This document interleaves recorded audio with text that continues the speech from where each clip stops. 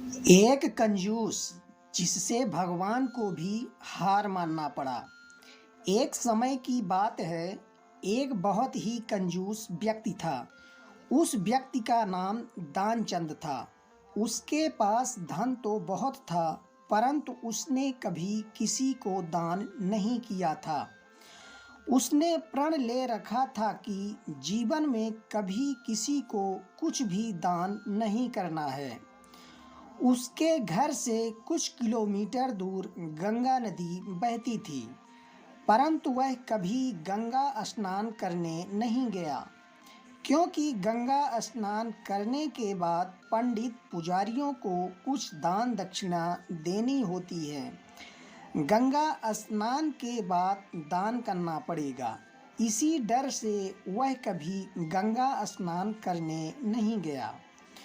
उसकी पत्नी उसे दान पुण्य करने के लिए कहती थी, परंतु वह कहता था, इतनी बड़ी दुनिया में हमारा छोटा सा दान करने से क्या होगा। एक दिन उसकी पत्नी ने कहा, अब तो आपका बुढ़ापा आ गया है, आप दान पुण्य तो कुछ करते नहीं, कम से कम एक बार जाकर गंगा स्नान ही कर आइए। पत्नी की बात मानकर उसने गंगा स्नान करने की हामी भरी। उसके घर से गंगा नदी 12 किलोमीटर दूर थी। रास्ते में कहीं पैसा ना खर्च हो जाए, इसलिए वह 12 किलोमीटर पैदल ही चला गया।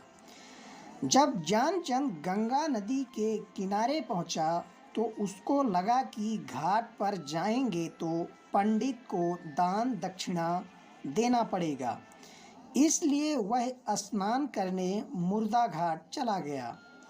मुर्दा घाट बिल्कुल सुनसान था। उसने इधर उधर देखा, दूर दूर तक उसे कोई नहीं दिखाई दिया। तब उसने जल्दी से गंगा जी में एक डुबकी लगाई। भगवान जो घट घट के वासी हैं, वह उसे अपने बैकुंठ धाम से देख रहे थे। भगवान को एक मजाक सूझी। भगवान वहाँ पर एक पंडित का रूप बनाकर प्रकट हो गए। जैसे ही दानचंद डुबकी लगाकर बाहर निकला, पंडित रूपी भगवान बोले, यजमान की जय हो। पंडित को देखते ही दानचंद कांप गया और बोला, यह तो हद हो गई। यह पंडित तो मुर्दा घाट पर भी आ गया। तब पंडित ने बताया कि मैं एक संतोषी ब्राह्मण हूँ और एकांत में यहाँ मुर्दा घाट पर ही पड़ा रहता हूँ। यहाँ पर कभी कभी आपके जैसा कोई यजमान आ जाता है और मेरा साल भर का इंतजाम इकट्ठे ही कर देता है। आपको मेरा 1 वर्ष का इंतजाम करना पड़ेगा। तब दानचंद बोला, मैं इतना दान नहीं कर सकता।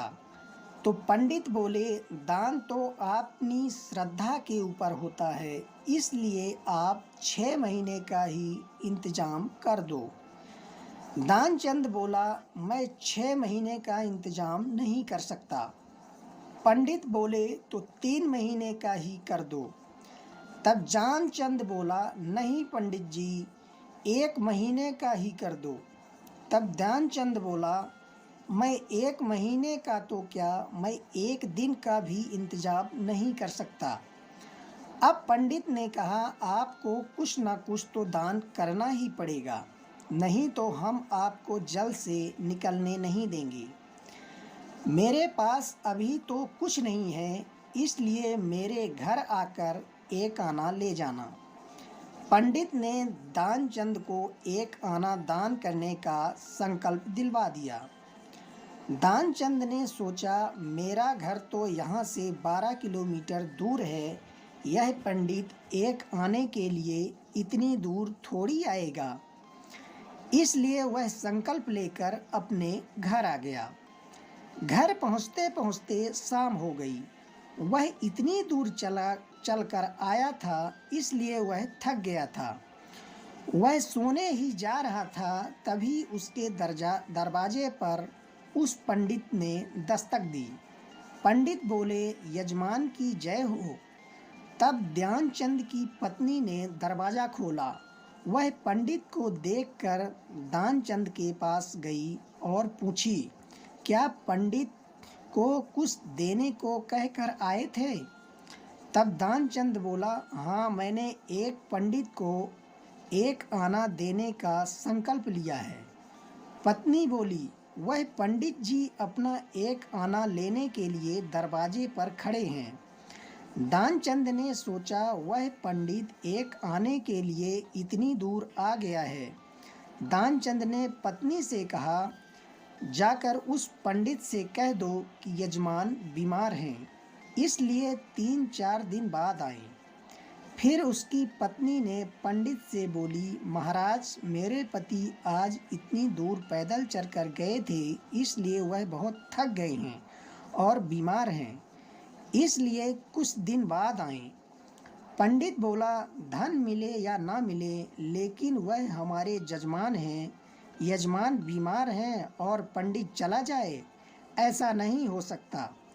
जब तक वह स्वस्थ नहीं हो जाते तब तक हम यहीं रहेंगे। हमारा यहाँ रहने का इंतजाम कर दो। हम यहीं पर प्रसाद बनाएंगे और यहीं पर भजन करेंगे, यहीं पर प्रसाद ग्रहण करेंगे। पत्नी लौट कर गई और उसने ध्यानचंद को सारी बात बताई कि वह पंडित कह रहा है, जब तक आप ठीक नहीं हो जाते वह यहीं रहेंगे। पत्नी बोली, इससे तो अच्छा है उन्हें 1 आना देकर रवाना करो। ध्यानचंद बोला, 1 आना क्या, ऐसे ही आता है। मैं उस पंडित को कुछ नहीं देने वाला। तुम जाकर उस पंडित से कह दो कि यजमान मर गए, अब आप जाइए। पंडित बोले, अरे राम राम, यजमान चला गया? जब तक उसका अंतिम संस्कार ना हो जाए तब तक हम कैसे जा सकते हैं?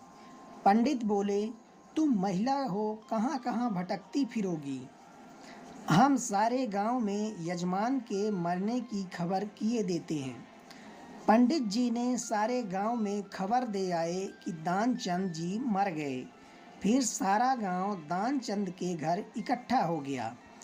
लेकिन ध्यानचंद ऐसा विचित्र आदमी था कि 1 आना बचाने के लिए सांस रोके पड़ा था।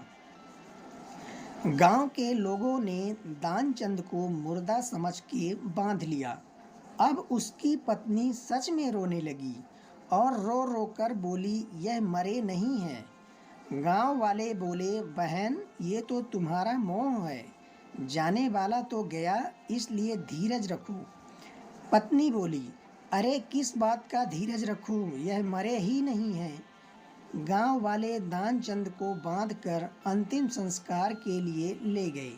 पत्नी बेचारी रोती रह गई। लेकिन वह विचित्र आदमी इतना सब कुछ होने के बाद भी सांस रोके पड़ा था। सबके साथ पंडित बने भगवान भी उनके पीछे पीछे चल दिए। भगवान ने सोचा, हद हो गई, हम कहीं नहीं हारे, पर आज तो इस ध्यानचंद से हम भी हार गए। ऐसा गजब का विचित्र आदमी हमने कहीं नहीं देखा। 1 आना बचाने के लिए यह आदमी बिना मरे ही मरा पड़ा है और चला जा रहा है।